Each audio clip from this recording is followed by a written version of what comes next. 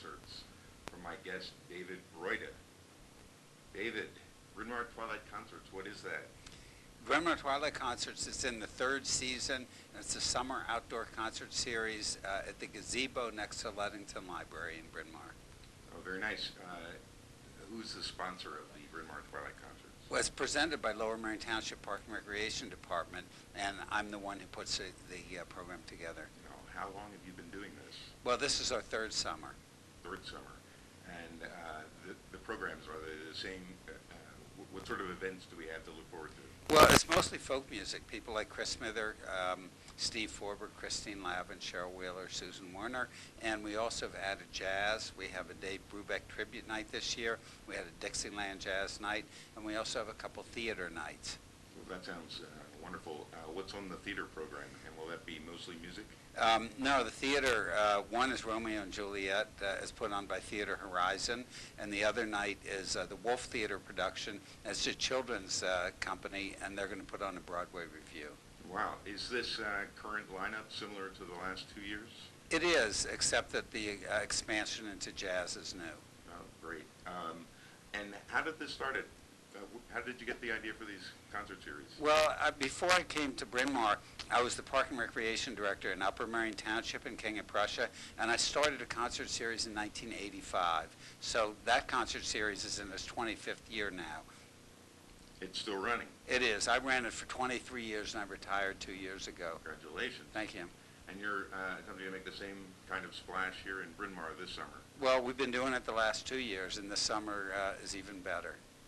Is there any idea of which your most popular concerts are? Chris Smither's been the biggest draw. He's a blues performer, and he wrote a hit for Bonnie Raitt, Love Me Like a Man. Steve Forbert has a nice following. He had a great album, Alive on Arrival, in 1978, and he's built on that career ever since. Romeo's Tune was a top 20 hit. Right, I remember Steve Forbert. Yeah. Yes, very nice. So we have that to look forward. When is the first concert? All the concerts are on Saturday night. And I know Steve Forbert isn't from the area. How about the other people on your program? Are they local talents, or are they really coming in from all over? The nationally touring acts like Chris Smither, Susan Warner, John Gorka, they come from all over the country. But we try to get as many local acts on stage as possible. So Phyllis Chappelle, who lives in Lower Merion Township, Sherry Somack, Vince Raimondo, Mike Ballotsaris lives in Lower Merion Township. They're all on stage as opening acts. I have to ask you about one name I see on your list, Bo Django. Bo Django. There's been a revival of the music of Django Reinhardt, and he's a gypsy jazz musician from Europe. He's probably made most famous in recent years by the Woody Allen movie Sweet and Lowdown with Sean Penn, where Sean Penn played a rival of Django Reinhardt. And so the music of Django Reinhardt's knockoff bands all over the country and all over the world. So we have our very own John Dichter, who lives in Wynwood, who's put together Bo Django, and this is the third summer he's performed on our stage with Django Reinhardt music. July 11th is Steve Forbert. July 18th is Tom Chapin.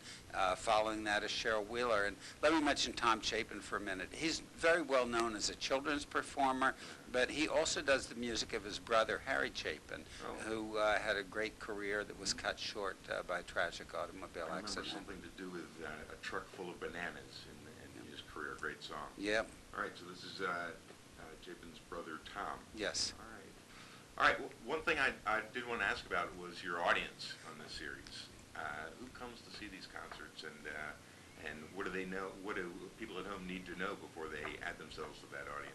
Well, it's a great audience. I love the audience, and to me the most exciting thing about the show is that Chris Smither can come and sing, but it's not a concert unless the audience is there. So the audience is a central part of the evening, and the way I look at it is the music is the glue, the people are the substance. And people come to the concerts to meet friends, to make new friends, see old friends, to have a picnic, bring their kids to the playground. So people come for lots of reasons, and I love that. It's a great night out. Many Lower Merion residents come to the shows with their family. Some come with a new girlfriend. In fact, last week, a guy was there dancing with a woman, and I asked him... That wasn't a woman, that was his wife. And I asked him how, right. You know the Irma Thomas song. You can take my husband, just don't mess with my man. We've had New Orleans performers like Irma Thomas, and we're going to have them back again. But this guy Dave, who's been coming to my concerts for years and years, he was dancing with the woman, and they were so romantic. I thought they must have just met. So it turns out that they met a month ago. Oh. And who knows, maybe it'll go someplace. Sounds like a very romantic night out, or excellent night for the family. You say you're in Gazebo Park in Bryn Mawr. Where is Gazebo Park? Well, I gave it that name because there's a gazebo there, and it doesn't really have a name other than Bryn Mawr Community Center. But it's right next to Ludington Library on Bryn Mawr Avenue, where Bryn Mawr Hospital is. Okay. And is there a donation for the concert? There is. There's a donation of $10. If somebody doesn't have the 10, they can pay less. If somebody wants to give more, we'll take that too. Okay, very good then. Another question. I'm sure that there are costs involved. What is the financing for these concerts? Well, we operate on a budget of about $38,000. Oh. Half the money comes from people paying the $10 donation, and I'm glad to get that because we have to pay the band, we have to pay the performers, we pay for the sound and light company, we have a few ads in a newspaper, we print our flyers, so we have some costs that we have to cover. The other half of the $38,000 comes from sponsors from local businesses, and we've had great support. John Fish and Son Jewelers is one of our sponsors. Vertex Fitness in Bryn Mawr is a sponsor. Aqua America is a sponsor. Bryn Mawr Hospital is a sponsor, and our major sponsor is Bryn Mawr Trust. And Ted Peters and the Bryn Mawr Trust family have been wonderful to us in the last 3 years. It's just fascinating to me that you put this program together and that you have experience doing this in other local locations. What's the idea about the concerts? What's the idea behind it? Well, you know, the idea of the gazebo as a metaphor for the concerts is something that really sticks with me because the gazebo concert is something that comes from the 1890s. It comes from the 1880s, the last 2 centuries ago, actually. And when people came to concerts in a gazebo in the 1890s in a town center, they didn't have anything else to amuse them.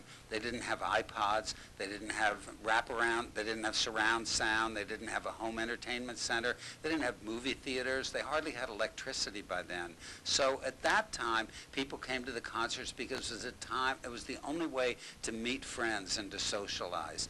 Today, in 2009, people have every imaginable electronic device. But even with the electronic devices, even with the computers and Match.com and all the other things people can do electronically, it still leaves a void in their life. They still need that human contact. So you have 2 choices.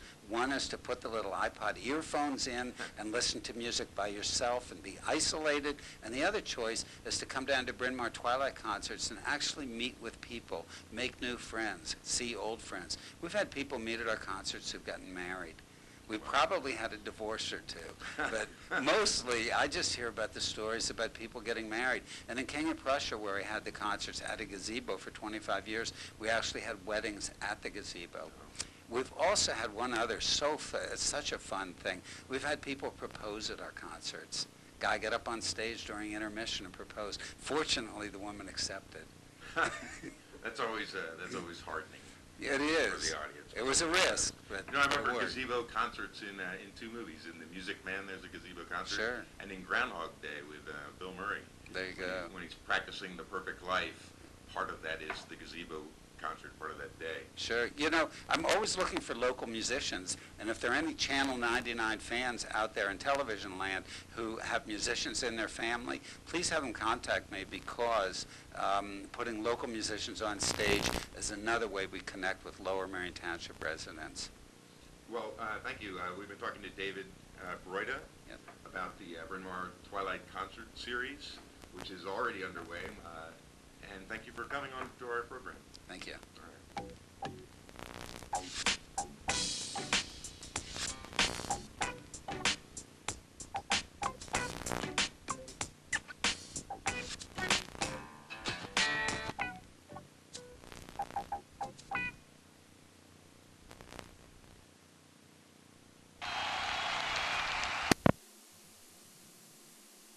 Involvement in the 200th anniversary of the Lower Marion Baptist Church reveals a dark side, in fact a Dracula in his closet, and that's the arts. And I'm Drew Zimmerman, and with me today is Wes Shank, who is an interesting person, and let's just find out how interesting he is. Wes, to get into your story is very difficult, but I think it starts with the Lower Merion Baptist Church. What's your connection to that church? I've been a member there all my life. In fact, I am the fourth generation of the Shank family to attend that church. My grandfather was minister there from 1936 to 1955, so I have real history. Wow, well, excellent. And what does that mean to have a real history with the church? What does your involvement with Baptist Church mean to you? It means that I've always been heavily involved in the activities there, other than a great place to worship here in Bryn Mawr. All right. But I've always been involved in either doing audio video work, a member of the choir for many, many years, and active in the trustees and on the deacons. And younger, I understand the church had youth group and youth group activities. Could you explain what that was about? Back in the early 60s, especially when I was a teenager, I was heavily involved in what we call the BYF, or the Baptist Youth Fellowship Group. And we'd get together every Sunday night, and we'd have all kinds of activities. We'd do some worship, but then we also have some fun events too. And Ron Slosher was the minister of youth at the time. They were at the church. He headed up the youth group, and he loved movies, like myself. In fact, he's the one that really sparked my interest in films. And he used to like to make the 8mm home movies. And we get the youth group together, and we come up with a plot, maybe some costumes and so on, and we go out and shoot a 3.5-minute movie. I've seen the documentary of the 200th anniversary of the Baptist Church, which is a very impressive thing just by itself. But as an extra on the DVD of the Baptist Church, you can actually see, or the viewer can actually see, one of the movies that the youth group made. And could you tell us about that movie? And what was the name of the movie that you worked on? The Tomb of Dracula. And it was such a cold. 3 members of the youth group showed up. And it was my sister Peggy and our friend Chuck Hodgkinson. And so I got to play the role of Count Dracula. And I just wore like some kind of old coat as a cape, that type of thing. Cape is good. Yeah, I had goes with everything. Some kind of, I recall, I think I had a red vest or something that I wore inside out, so the black lining would show and that type of thing. And my sister is the one that I terrorized in the cemetery, and our friend Chuck came along and played the hero. I see. And I've seen this movie. There's one thing about it that sort of tips it off, that it's all in fun. It's this unique run your sister has as she's running away from Dracula. Her legs are splayed like this. Maybe she's trying to keep her balance on the snow. I don't know. Yeah, we used to tease her. She would sometimes actually do that, and then we would tease her about it, but she did accentuate that for the film. What's it like to have a film that you made in, when did you make this? The Tomb of Dracula, was that? It was shot during the winter of 1962. 62. Now, how great is it to revisit that from time to time and see that effort from when you were so much younger? It's always fun to see that, I think. I don't look at it very often. I've only seen it a handful of times, but it was quite an experience. And I remember it was such a cold day that between every shot, I would have to run into the building to warm up. I couldn't stay outside. Filmmaking is tough, isn't it? It is. It's the thing one does for the arts. That's a sacrifice for the arts. No, I loved your Dracula movie, but my question is, how does this work its way into a 200th anniversary of the Baptist Church? I mean, I didn't realize they were so dead set against evil, or evil, as I think we should say. I mean, was that just a natural thing? They were looking for an example of something the youth group had done? They were. We had made a number of films, but that seemed to be the most popular and the best of them. And it was a lot of fun. And in fact, in the film, you'll see where the hero, Chuck, picks up a cross of flowers to do away with me. Yes. And after the filming was over, oh, I hope we got it back on the right grade. The old cross of flowers. Ah, yes. Wow. Maybe it was garlic flowers. What do you think? Must have been. I don't know. It Yeah. should have been. Okay, so you say that this making of the Tomb of Dracula helped spur and was also a symptom of your love of movies, and the gentleman that you worked with in the youth group loved making home movies. Where did that interest go from there? Well, I'd always had an interest in photography all my life, and then when Ron Schlosser introduced me into the world of movies and saw what I could possibly do with 8mm film, then I started making my own films. I remember for my 16th birthday, I got a movie projector and a movie camera and so on. I started shooting my own little films. But in the summer of 1962, I made my own epic film of about 23 minutes long that involved a 7.5-foot high paper mache monster that I made, and it terrorized all the kids in the neighborhood. What kind of monster was this? We know it's 8 foot tall, but what did it look like? It's hard to describe. It was kind of Isn't it a shame most monster encounters are hard to describe? it was kind of a cone-shaped type of monster with big fat arms. In fact, if you've ever seen the movie from the 50s called It Conquered the World. Seen that movie. Okay, it was a It has little rip-off. flying things, little flying Yes. saucers that go around. I'm not sure, but I think they suck your life force out of your neck. Well, I didn't have the flying things, but I copied. At that time, I was friends with Paul Blaisdell, the Hollywood makeup artist who built that monster for that film, and I did my own version of it. Wow, wow. Now it's tall, it's triangular shaped with arms. Are you sure it doesn't look just like the Philly Fanatic? Well, maybe that's where the fanatic came from. So this is a 32-minute film or 22-minute film? About 22 minutes. And what's the basic plot of this masterpiece? Well, kind of like in the movie The Blob from 1958, a meteor crashes to Earth and cracks open, and Always inside a meteor. is this monster comes out of it and starts terrorizing all the kids. It's a funny thing, only the kids in the neighborhood see it, you know. But That's a subtext of all of those movies. You know, adults don't know anything. It's kids Exactly. who do the heavy lifting when it comes to understanding the monster and the danger to the whole community. So the monster did away with a few kids. There is a little death in the film. The monster shot from his forehead, it shot a death ray out. How did you manage the death ray? I took a needle and I scratched Oh, that's the fantastic. emulsion off each individual frame of film to create that effect. Wow. I'm sure you've heard this before because I hear it all the time. You have too much free time on your hands. At that time I did, but it kept me off the streets. My parents knew where I was. You So. look like a perfectly responsible adult to me, so it all worked out. It all worked out in the end. So can you explain to me your attraction to the movie The Blob and how has that manifested itself?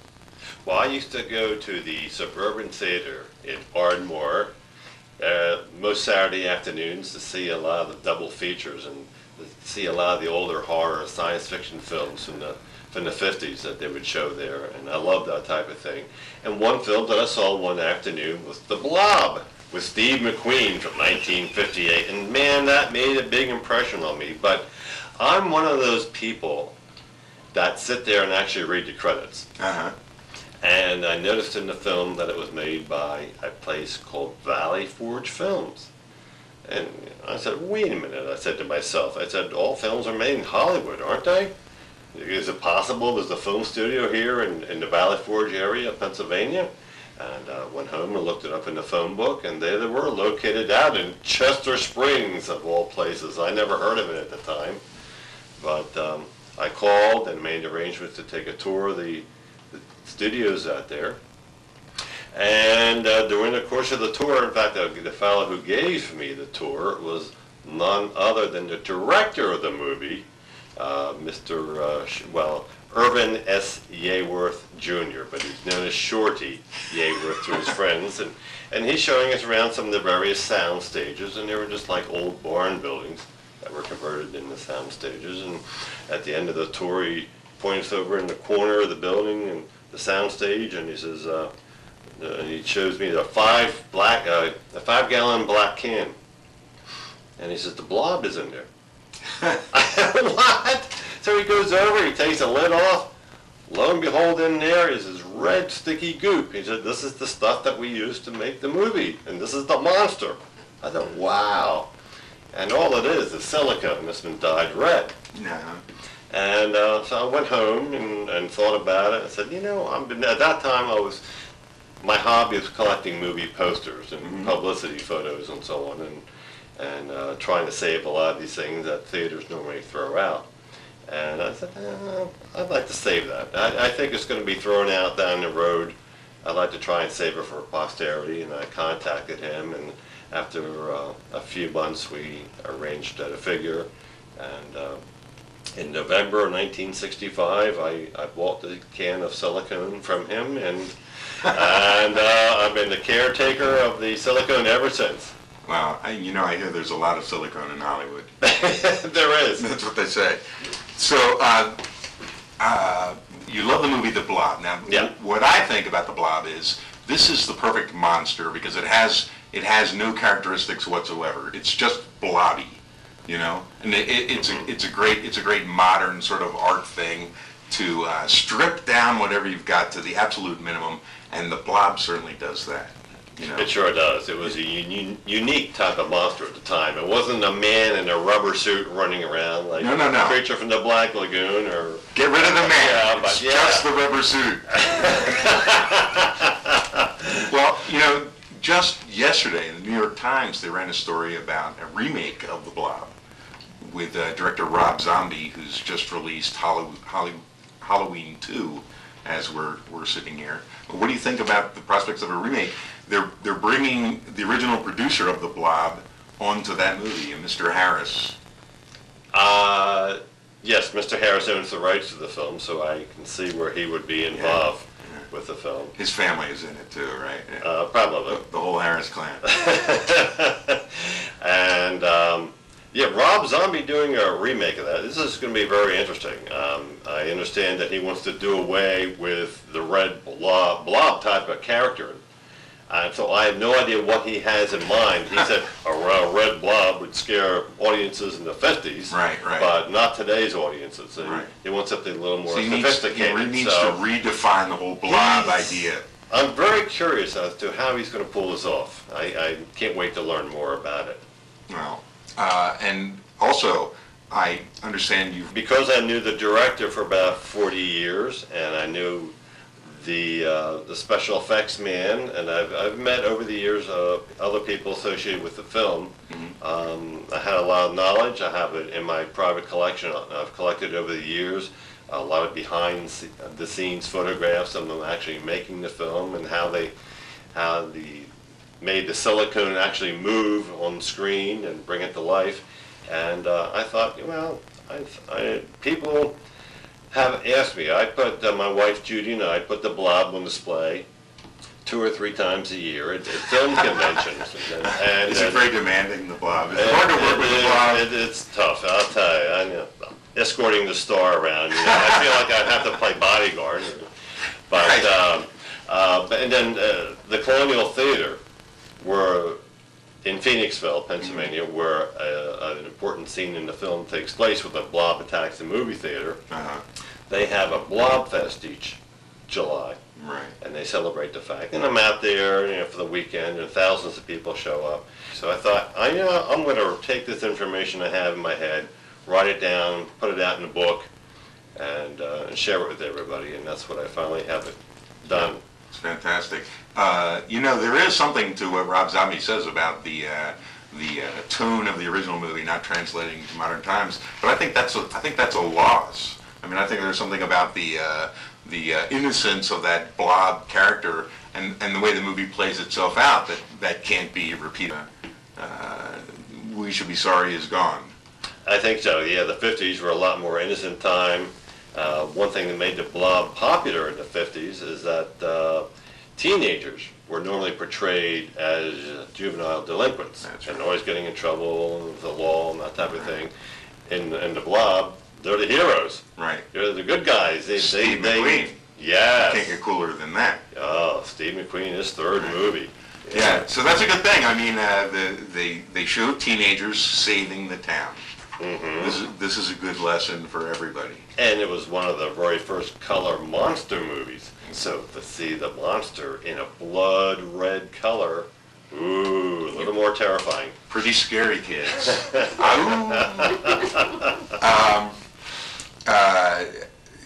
Any other tributes to the Blob? You have a display set up in your home. You do the movies every once in a while. You have a book. Is there a website for Blobness? There is a Blob website. I don't have it. It's not mine. not It's yours. not my website, but there is one. Oh, I see. And don't ask me what it is at the moment. I think it's filmbuffonline.com I or see. something like that. I see. I saw the trailer to the Blob just last night to prepare for this interview, and I don't think it's lost any of its ability to frighten. Maybe for different reasons. Thanks, Wes. It's been excellent talking to you. Now I know how a guy goes from the 200th anniversary of the Lower Marion Baptist Church to a 5-gallon can of red blobbiness, which was a mystery up to this point. And now, after this interview, we're going to give people a chance to see one of your first films, you in the starring role of The Tomb of Dracula, and enjoy. My name is Drew Zimmerman. This is It's the Arts, and this is my guest, Wes Shen.